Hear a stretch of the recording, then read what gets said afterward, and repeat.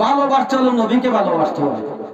ভালো যদি বাসতে হয় নবীকে বাসুন, ভালো যদি বাসতে হয় নবীকে বাসুন। কাকে ভালোবাসতে হবে? নবীকে ভালোবাসতে হবে।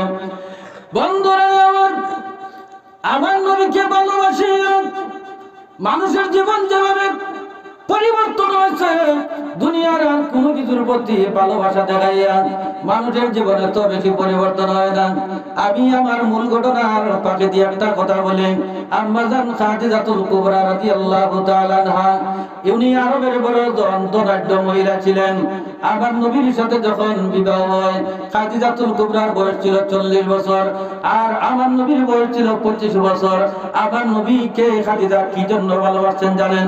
খাদিজার ঘরে আমার নবী যে চাকরি করতেন, ছাগল চড়াইতেন, উট চড়াইতেন, দুম্বা চড়াইতেন। আমার নবী রাস্তা দিয়ে হাঁটেন, রাস্তা দিয়ে আসতেছেন বিকালের সময়, দেখেন আল্লাহর নবী দুম্বার পাল, ছাগলের পাল নিয়ে খাদিজার বাড়ির দিকে আসতেছেন। খাদিজা ঘরের ছাদের উপরে। এমন সময় খাদিজা দেখে আমার নবী মরুভূমি জায়গার মধ্যে ছাগল চড়াইয়া খাদিজার ঘরের দিকে আসতেছে। এমন সময় দেখা যায় নবীদের মাথার উপরের মধ্যে আসমান থেকে একটা ছায়া দেয়, ছায়া দেয়। ছায়া দিয়া দিয়া আমার নবীকে খাদিজার ঘর পর্যন্ত পৌঁছাইয়া দিছে। বলুন সুবহানাল্লাহ। রাস্তা দিয়া টিয়া যাইতেন নবী মুস্তাফা, আবে এসে দিত ছায়া আমার নবীর গায়। রাস্তা দিয়া হাঁটিয়া যাইতেন নবী মুস্তাফা, আবে এসে দিত ছায়া আমার নবীর গায়। ও যার আঙ্গুলের ইশারাতে,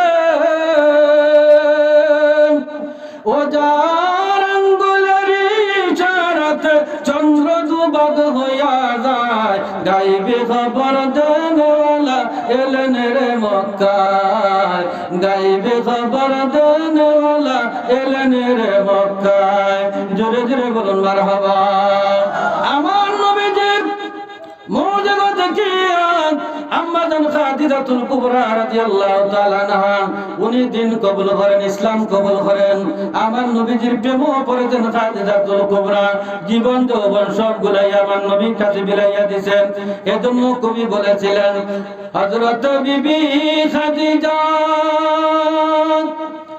নবীজির মুজিজা দেখিয়া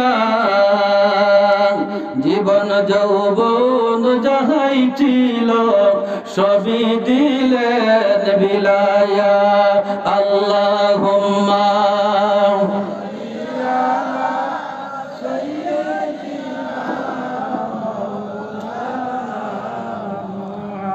ওয়া আলা আলি